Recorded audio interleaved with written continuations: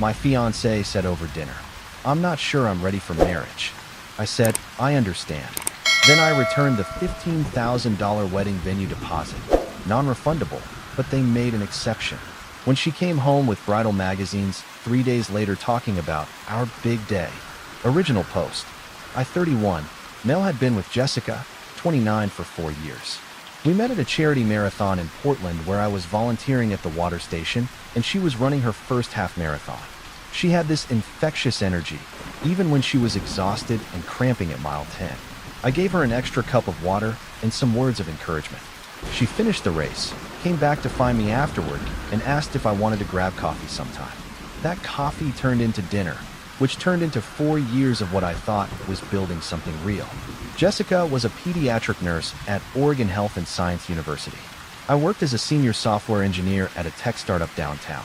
We weren't rich, but we were comfortable. We'd moved in together after a year, adopted a rescue dog named Biscuit, and started talking about the future. Marriage, kids, maybe buying a house in the suburbs with a yard big enough for Biscuit to run around. The proposal happened last October at Cannon Beach, right at sunset with Haystack Rock in the background. I'd planned it for weeks, even secretly contacted her best friend Monica to make sure I got the right kind of ring. Jessica cried, said yes immediately, and we spent the rest of the evening calling family and friends. Her mom, Patricia, cried on the phone for 10 minutes straight. My parents were thrilled. Everyone was happy. We set a date for June.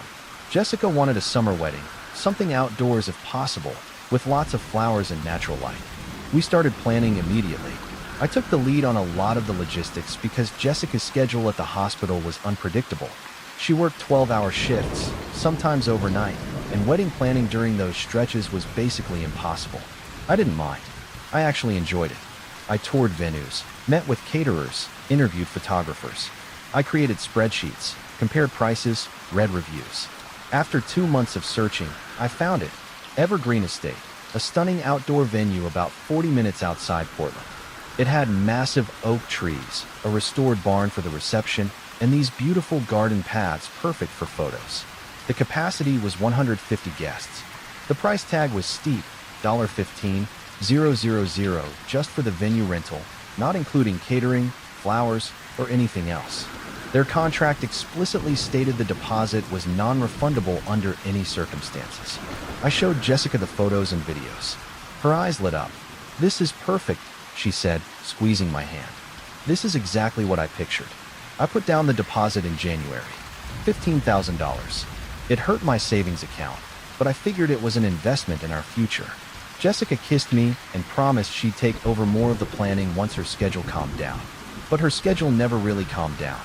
February came and went.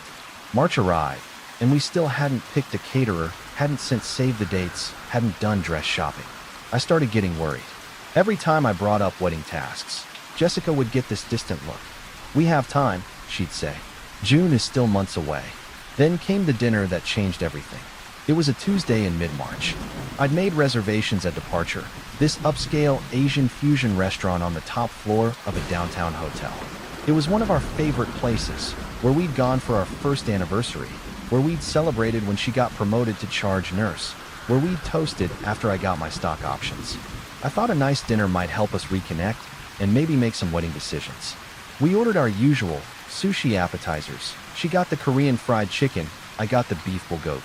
We split a bottle of sake. The conversation was light at first. We talked about Biscuit, about her coworker drama, about a bug I was trying to fix at work. Then I brought up the wedding. "I was thinking we should really nail down the caterer this week," I said, pulling up my phone to show her some options I'd researched. Evergreen Estate recommended these 3 companies, and they're all available for our date, but we need to decide soon because... "Ryan," she interrupted. Her voice was quiet. "Flat. I need to tell you something." I put my phone down. "What's wrong?" She looked at her plate, not at me. "I've been thinking a lot lately. About us. About the wedding. About everything." My stomach dropped. "Okay, I'm not sure I'm ready for marriage." The restaurant noise faded into background static. "What do you mean?" "I mean exactly that." She finally looked up, and her eyes were glassy but determined. "I don't know if I'm ready to get married. I don't know if this is what I want right now. Maybe not ever. I don't know." I felt like I'd been punched. "Jessica, we've been engaged for 5 months. We've been together for 4 years. We're planning a wedding for June. That's 3 months away. I know all of that. But I can't shake this feeling that we're rushing into something, and I'm not ready. Rushing? We've been together for 4 years. Can you please not raise your voice? She glanced around nervously. I lowered my voice, but couldn't hide my frustration. I'm trying to understand. Where is this coming from? Did something happen? Nothing happened. I need to figure out what I want. And right now, I don't think marriage is it. We sat in painful silence. The waiter came by to refill our water. Jessica picked at her chicken. I couldn't eat another bite. So what are you saying? I finally asked. Do you want to postpone the wedding? Do you want to break up? What? I don't know what I want. That's the problem. I just know I can't marry you in June. I can't marry you when I feel like this. I took a deep breath, trying to process everything. Part of me wanted to fight, to convince her we could work through whatever she was feeling. Part of me was already shutting down, protecting myself from the hurt that was coming. Okay, I said quietly. I understand. She looked surprised. You do? No, not really. But I'm not going to force you to marry me if you don't want to.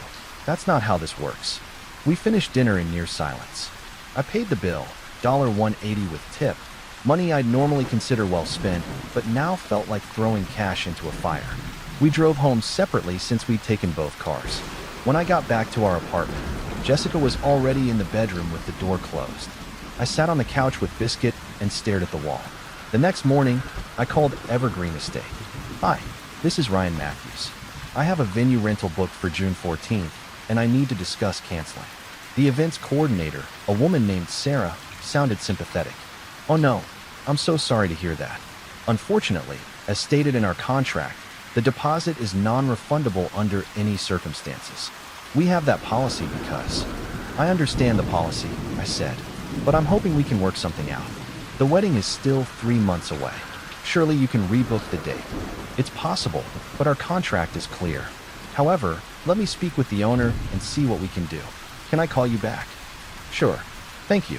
She called back 2 hours later. Mr. Matthews? I spoke with the owner. Given the circumstances and the fact that we do have other couples interested in June dates, we're willing to make an exception. We can refund your $15,000 deposit minus a $1,500 administrative fee, so you'd get back $13,500. I almost cried with relief. That's incredibly generous. Thank you so much. We understand that life happens. We'll process the refund within 5 business days. I hung up and immediately started making other calls. I canceled the photographer I'd put a deposit on. They refunded half. I canceled the florist consultation. I emailed the caterers to let them know we wouldn't be needing their services. Each call felt like pulling a piece of my future apart, but I did it methodically, efficiently, the same way I debugged code at work. Jessica was working a double shift at the hospital, so I had the apartment to myself. I deleted the wedding planning spreadsheets. I archived all the venue photos. I removed the wedding countdown app from my phone. That evening, when Jessica got home around 9, she looked exhausted. Hey, she said, dropping her bag by the door. Long day. I bet, I said from the couch. She kicked off her shoes and came to sit next to me. Have you thought about what I said? About us? I have. And I canceled the venue. She froze. What? I canceled Evergreen Estate. Got most of the deposit back. Also canceled the photographer and a few other things. Ryan, I didn't say I wanted to cancel the wedding. I said I needed time to think. I looked at her carefully. You said you weren't sure you were ready for marriage. You said you couldn't marry me in June. What exactly did you expect me to do with that information? I expected you to. I don't know. Give me some space to figure things out. Not immediately cancel everything. Jessica, the wedding is in 3 months. We have deposits, contracts, commitments. I can't just pause everything while you figure things out. That's not fair to me, and it's not fair to the vendors who need to plan. She stood up, agitated. So you just made this huge decision without even talking to me. You made a huge decision at dinner without really talking to me first. You dropped a bomb and expected me to just sit around waiting to see if you'd change your mind. I need some air, she said, grabbing her keys and walking out. She stayed at Monica's that night, and the next night. On the 3rd day, Friday, she texted me. Can I come home? We need to talk. Of course, I replied. She showed up around noon. I was working from home that day. When she walked in, She was carrying 2 shopping bags and had this excited energy that felt completely disconnected from the week we'd just had. "Hey," she said, almost cheerful. "You won't believe what Monica and I found." She dumped the bags on the coffee table. Bridal magazines. At least 6 of them. Brides, Martha Stewart weddings, The Knot. "What are these?" I asked, though it was obvious. "We went shopping yesterday, and we passed by this bookstore, and I just had this moment. This clarity. Ryan, I know I freaked out earlier this week, but I've been thinking, and I realize I was just having cold feet. Every bride gets cold feet, right? It's totally normal. But I'm over it now. I'm ready. I'm excited." She sat down next to me and opened one of the magazines. "Look at this dress. Isn't it gorgeous? And these centerpieces, we should totally do something like this. Oh, and I was thinking, for our big day, maybe we could." "Jessica," I interrupted. "Stop." She looked at me, confused. "What? What's wrong? What's wrong? Are you serious right now?" "I'm trying to get excited about our wedding. I thought you'd be happy. Our wedding that I canceled 3 days ago because you told me you weren't ready to marry me? But I told you, that was just cold feet. I'm over it now. We can rebook everything. It's not that big of a deal." I stood up, needing distance. "Not that big of a deal. Jessica, do you have any idea what this week has been like for me? You told me you didn't want to marry me." "I didn't say that. You said you weren't sure you were ready for marriage. How is that different?" "Because I didn't say never. I just needed a moment to process everything." "A moment? You wanted a moment?" "You destroyed my confidence in our relationship and expected me to just wait around while you decided if I was worth marrying. That's not fair. What's not fair is you treating our engagement like it's some kind of optional trial period. What's not fair is you coming home with bridal magazines after putting me through hell, acting like nothing happened." She set down the magazine, her excitement evaporating. "So what are you saying? You don't want to marry me anymore?" "I'm saying that I can't be with someone who doesn't know if they want to be with me. I can't build a life with someone who might wake up one day and decide they need to figure things out. That's not a partnership. That's me waiting for the other shoe to drop. Ryan, please. I made a mistake. I panicked. But I know now that I want this. I want you. You want me? Or you want the idea of the wedding? Because from where I'm standing, it looks like you spent 3 days looking at dresses and centerpieces and convinced yourself that means you're ready for marriage." She started crying. "I love you. I want to marry you." "Then why did you say you didn't?" "I didn't say that. I just had doubts for a second. Those doubts don't just go away because you looked at some pretty magazines, Jessica. They're still there. And even if they're not, mine are." She wiped her eyes. "So that's it. You're giving up on us." "I'm not giving up. I'm protecting myself. There's a difference." We stood there in our living room, the bridal magazines scattered on the coffee table like evidence of something that was never going to happen. Jessica moved out that weekend. She stayed with Monica for a few weeks before finding her own place. We divided up our stuff. She took most of the kitchen supplies. I kept Biscuit because I worked from home and could take care of him better. We were civil about it, almost businesslike. The hardest part was watching her pack up her nursing textbooks and framed photos, knowing we'd never take any new photos together. My parents were devastated. My mom cried when I told her. "Are you sure you can't work it out?" she kept asking. I told her I was sure. Jessica's mom, Patricia, actually called me. "Ryan, I'm so sorry," she said. "Jessica told me what happened. She made a mistake. She knows that now. I appreciate you calling, Patricia, but I don't think this is something we can come back from. People say things they don't mean when they're scared. Marriage is scary. I know, but I can't marry someone who needed to get scared to realize they wanted me." She sighed. "I understand. You're a good man, Ryan. I hope you know that." That conversation broke my heart more than almost anything else. The months after were strange. I threw myself into work.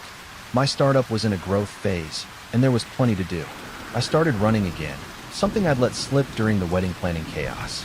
I ran that same half-marathon route where Jessica and I had met, and I thought about how random life was, how 1 cup of water at mile 10 had led to 4 years together and then to this. A few mutual friends reached out. Most were supportive. A couple seemed to think I'd overreacted. "She just had cold feet, man," one friend said. "Everyone gets those." But I didn't see it that way. Cold feet was being nervous about the ceremony or worried about in-laws or stressed about money. Cold feet wasn't telling your fiancé you weren't sure you wanted to marry them. Jessica tried to reach out a few times. Text messages mostly. "I miss you. Can we talk?" I made the biggest mistake of my life. I kept my responses short and polite. I wasn't trying to hurt her, but I also wasn't going to reopen that wound. Monica called me once, about 2 months after the breakup. "I know this isn't my place," she said, "but Jessica is miserable. She knows she screwed up. She'd do anything to fix this. I appreciate you caring about both of us," I told her. "But this isn't something that can be fixed. Not for me." "You really loved her, didn't you?" "I did. I still do, in a way. But love isn't enough when trust is gone." About 6 months after everything fell apart, I was scrolling through social media and saw that Jessica had posted a photo. She was at someone else's wedding, smiling in a blue dress, holding a champagne glass. The caption was something generic about love and happiness. She looked beautiful. She also looked like a stranger. I closed the app and took Biscuit for a walk. Sometimes people ask me if I regret how I handled things.